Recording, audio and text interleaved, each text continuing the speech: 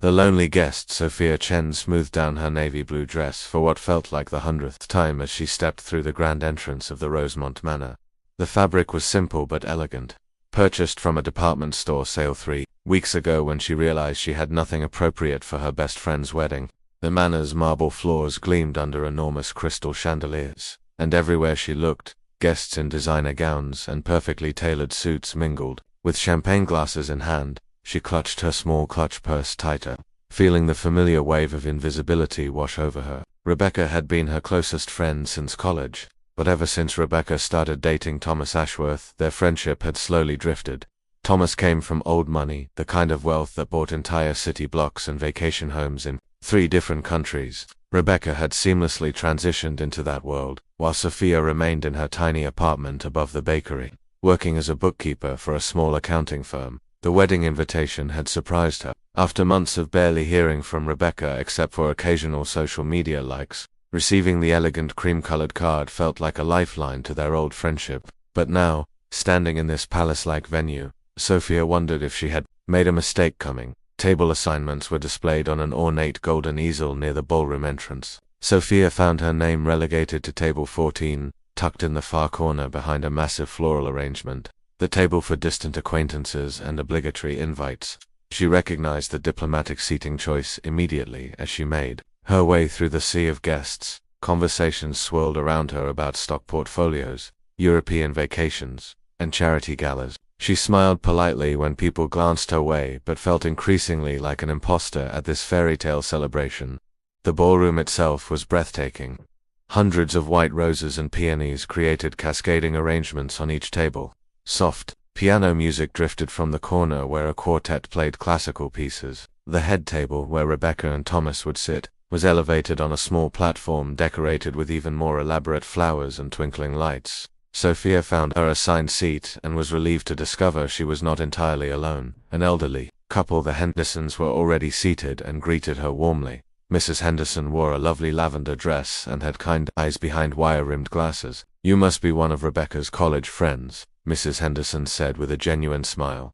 "I'm Thomas's great aunt. This is my husband, Robert." "Yes, Rebecca and I were roommates for 2 years," Sophia replied, grateful for the friendly conversation. "It's such a beautiful wedding. Rebecca looks absolutely radiant," Mrs. Henderson agreed, "though I must admit, this is all quite grand for my taste.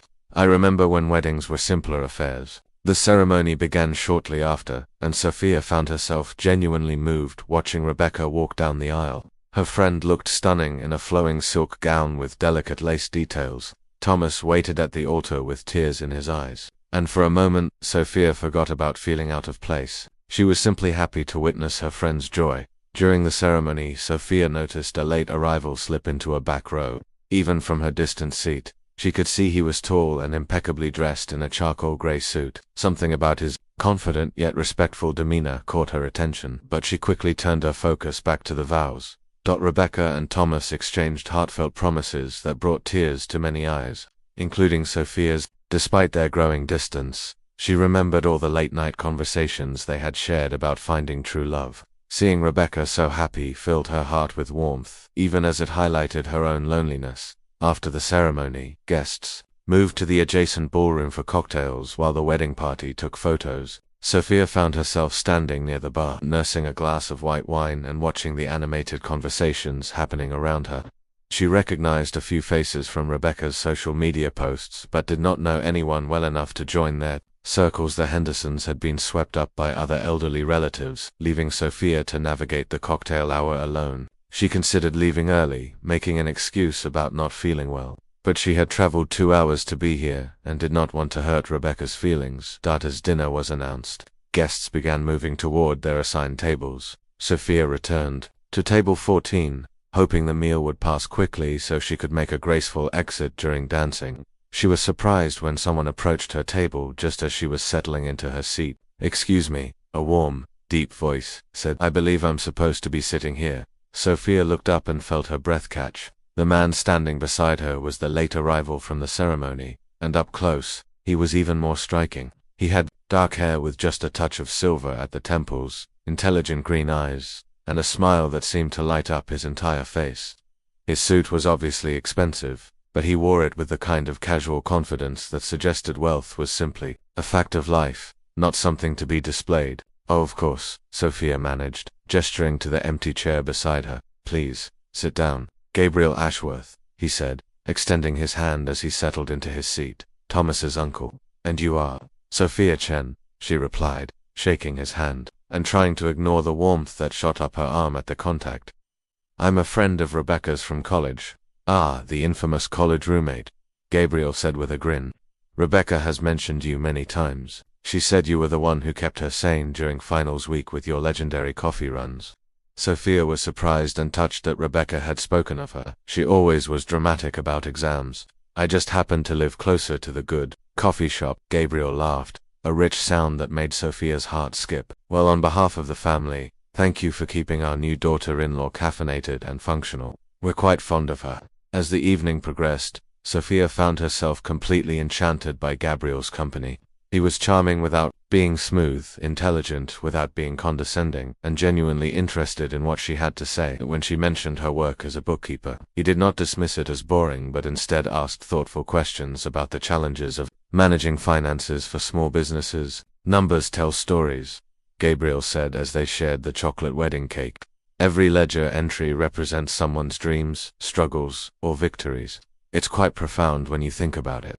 Sophia had never heard anyone describe her work that way, and she felt a flutter of something she had not experienced in years. This incredibly handsome, obviously successful man was not just being polite. He seemed genuinely fascinated by her perspective on the world.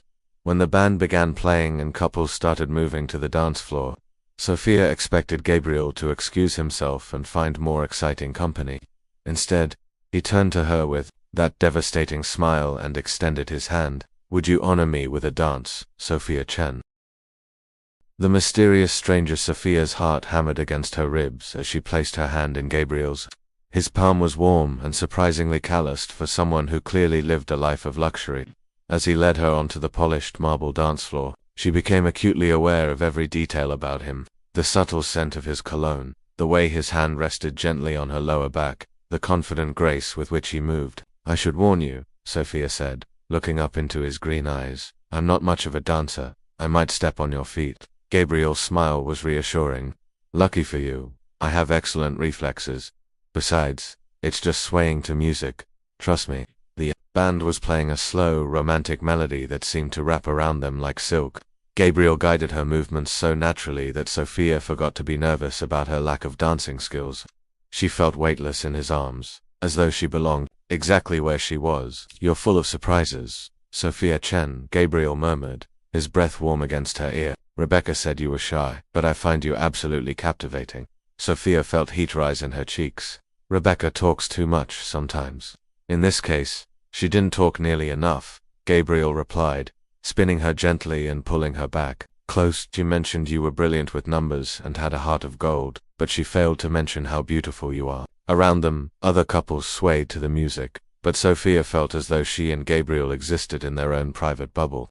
She noticed several women shooting curious glances in their direction, their expressions a mixture of envy and speculation. There was something about the way people looked at Gabriel that suggested he was more important than just another wedding guest. "Gabriel," Sophia said as the song ended, "what do you do for work? I mean, besides being Thomas's uncle?" Gabriel's expression flickered with something she could not quite read. "I'm in business, import and export mostly. Nothing too exciting." But Sophia noticed the way he said it, the careful neutrality in his voice. She also noticed his watch, a sleek piece that probably cost more than she made in 6 months. His shoes were clearly handmade, and everything about him spoke of wealth far beyond what import and export typically provided. "Come," Gabriel said, apparently sensing her growing curiosity. "Let's get some fresh air." He led her through French doors onto a moonlit terrace overlooking the manor's elaborate gardens. The night air was cool and fragrant with jasmine and roses. Fairy lights strung through the trees cast a magical glow over everything. "This is incredible," Sophia breathed, leaning against the stone balustrade. "It's like something from a fairy tale." "It is rather perfect," Gabriel agreed, but he was looking at her, not the view. "Sophia, can I ask you something?" "Of course. What made you come tonight?" "Rebecca mentioned you two had grown apart recently." Sophia considered the question carefully. "Honesty, I almost didn't come. I felt like I didn't belong in her new world, but I realized that, even if we've changed, she was important to me once. I wanted to celebrate her happiness. Gabriel nodded thoughtfully. That's remarkably mature of you. Many people would have let pride keep them away. What about you? Sophia asked. You seem close to Thomas, but you arrived late to your own nephew's wedding. Gabriel chuckled ruefully. Guilty as charged. I had a business emergency that ran longer than expected. Thomas understood. Thankfully, he's used to my unpredictable schedule. Must be some business to require attention on a Saturday evening. Sophia observed. Gabriel was quiet for a moment, studying her face in the moonlight. Sophia, what if I told you that I'm not exactly who you think I am? Her pulse quickened. What do you mean? I mean that my life is more complicated than import and export. Much more complicated. Before Sophia could respond, Thomas appeared in the doorway behind them. Uncle Gabriel, there you are. Mother has been looking everywhere for you. She wants to introduce you to the Vanderbilts. Gabriel sighed. Tell Aunt Margaret I'll be right there. Thomas disappeared back inside, and Gabriel turned to Sophia with an apologetic expression. Family obligations. I'm afraid I can't escape them tonight. Of course, Sophia said, though disappointment washed over her. You should go. Gabriel took her hands in his. This doesn't end here, Sophia. I'd very much like to see you again. Away from all this, he gestured toward the ballroom where we can really talk. I'd like that too, Sophia admitted. Gabriel pulled out his phone and handed it to her. Put in your number, I'll call you tomorrow. As Sophia entered her contact information, she noticed his phone's home screen briefly displayed what looked like stock tickers and business alerts. This was definitely not the phone of a simple import-export businessman. Gabriel, she said, handing back his phone. Are you someone I should recognize? Gabriel cupped her face gently with his free hand. Does it matter who I am on paper? What matters is this connection between us. Can you feel it too? Sophia could feel it. The electric current that seemed to flow between them, the way conversation felt effortless, the sense that she had been waiting her whole life to meet this man. Yes, she whispered. I feel it. Gabriel leaned closer, and for a moment Sophia thought he might kiss her. Instead, he pressed his forehead against hers. Then trust that, Sophia. Trust what's real between us, not what the outside world might say. With that cryptic statement, he kissed her forehead gently and disappeared. Back into the ballroom, Sophia remained on the terrace for several more minutes, her mind reeling. She had come to this wedding expecting to feel invisible and out of place. Instead, she had met a man who made her feel like the most important person in the room. But, as magical as the evening had been, Gabriel's words left her with more questions than answers. Who was he really? And why did she get the feeling that learning the truth might change everything? When she finally returned to the reception, Gabriel was nowhere to be seen. Mrs. Henderson mentioned that he had left early due to a family emergency. Sophia found Rebecca during the bouquet toss and congratulated her friend on the beautiful wedding before making her own quiet exit. As she drove home through the dark countryside, Sophia's phone buzzed with a text message. Thank you for the most perfect evening I've had in years. Sweet dreams, beautiful Sophia. Gabriel staring at the message. Sophia realized that whatever Gabriel Ashworth's secrets were, she was already too intrigued to walk away. Hearts collide. Sophia spent the entire next day in a distracted haze. She tried to focus on her Sunday routine of laundry and grocery shopping, but her mind kept drifting back to Gabriel's green eyes and the way he had held her on the dance floor. Every time her phone buzzed, her heart leaped, hoping it was him calling. The call finally came at 6 in the evening, just as she was settling down with a cup of tea and a book. Hello, beautiful. Gabriel's warm voice made her stomach flutter. I hope I'm not calling too late. Not at all, Sophia said, curling up on her small couch. I was just reading what book? Jane Eyre. I'm rereading it for probably the 10th time. Gabriel chuckled. A woman who appreciates the classics. I'm impressed. Charlotte Bronte certainly knew how to write about mysterious, brooding men with secrets. The comment felt loaded with meaning, and Sophia wondered if he was trying to tell her something. She did have a talent for complicated heroes. Speaking of which, I'd like to take you to dinner tomorrow night, somewhere we can talk without interruption. Would that interest you? Very much, Sophia replied without hesitation. Perfect. I'll pick you up at 7. And Sophia, dress however makes you feel comfortable. This isn't about impressing anyone. The next evening, Sophia chose a simple black dress and cardigan, practical flats, and minimal jewelry. When Gabriel arrived at her apartment building, she was surprised to see him driving a modest sedan rather than the luxury car she had expected. No driver tonight, she asked, settling into the passenger seat. Gabriel smiled as he pulled away from the curb. I thought you might be more comfortable with just the two of us. He drove them to a small Italian restaurant in a quiet neighborhood, the kind of place with checkered tablecloths and wine bottles as decorations. It was intimate and unpretentious, nothing like the upscale establishments Sophia had imagined he would frequent. "This is lovely," she said, as they were seated in a corner booth. "How did you find this place?"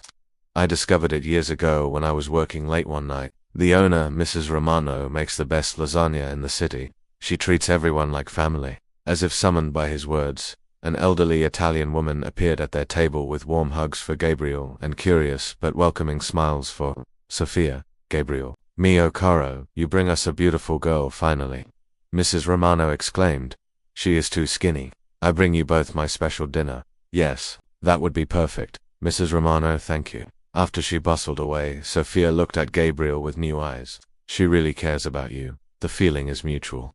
When I first started coming here, I was working myself into the ground. She started packing extra food for me to take home, claiming I looked too thin. Reminded me of my grandmother." "Tell me about your family," Sophia said, genuinely curious. Gabriel's expression grew thoughtful. "My parents died when I was 12, car accident. My grandmother raised me until I was 18. Then I went to college and started working. Thomas's father, my brother James, took me under his wing in the business world." "I'm sorry about your parents," Sophia said softly. "Thank you. It was hard, but it taught me to value the people who matter. Life is fragile, Sophia. When you find something real, you have to hold on to it." The way he looked at her when he said it made her heart race. Mrs. Romano returned with plates of homemade pasta, garlic bread, and a bottle of wine, refusing to let them pay for anything. "So," Sophia said after they had eaten in comfortable silence for a while, "are you going to tell me what you really do for work?" Gabriel set down his fork and studied her face. "What if I told you that the truth might change how you see me? Try me." Gabriel was quiet for a long moment, as though weighing his options. Finally, he pulled out his phone and showed her a news article. The headline read, "Ashworth Industries announces merger with European tech giant." Sophia's eyes widened as she read, "Gabriel Ashworth, CEO and founder of Ashworth Industries, one of the largest technology conglomerates in the country." The article mentioned his net worth in the billions and his reputation as a brilliant but private businessman. "You're Gabriel Ashworth," she said quietly. "The Gabriel Ashworth." "I am." Sophia stared at him, trying to process this information. "You own half the tech companies in the city." "Not quite half," Gabriel said with a rueful smile. "But yes, I've been fortunate in business." "Fortunate?" Sophia laughed, though there was no humor in it. "Gabriel, you're one of the richest men in the country. And I'm a bookkeeper who lives above a bakery." Gabriel reached across the table and took her hands. "So what?